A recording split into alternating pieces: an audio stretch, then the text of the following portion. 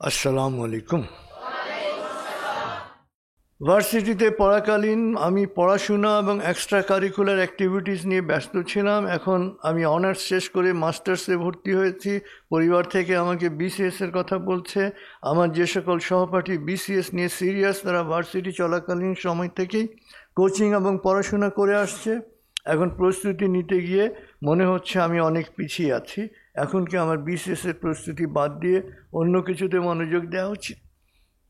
এখন বিসিএস করবেন কি করবেন না, এটা আপনার ব্যাপার। ইউ উইল ডিসাইড যে আমি বিসিএস করব কি করব না। কিন্তু অন্যরা এগিয়ে গেছে, আপনি পিছিয়ে পড়েছেন, এটা মনে করার কোনো কারণ নাই। কারণ আপনি এক্সট্রা কারিকুলার অ্যাক্টিভিটিস নিয়ে ব্যস্ত ছিলেন, তারপরে তো পড়াশোনা শেষ করেছেন, অনার্স ভালোভাবেই পাশ করেছেন এবং মাস্টার্সে ভর্তি হয়েছেন। তার মানে কি আপনার অনেক কিছু করার যোগ্যতা আছে।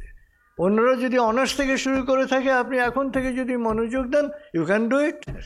কারণ যে অনেক কিছু করতে পারে, সে যদি একটা বিষয়ে মনোযোগ দেয় তখন সে করতে পারে আর কি।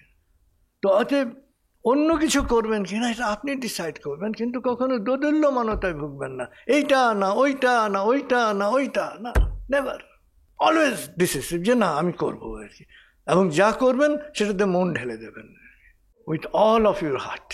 সবসময় যা ধরবেন পুরো মনোযোগ দিয়ে, এবং পুরো মনোযোগ যখন দেবেন আপনার কাজটা সবচেয়ে ভালোভাবে আপনি করতে পারবেন।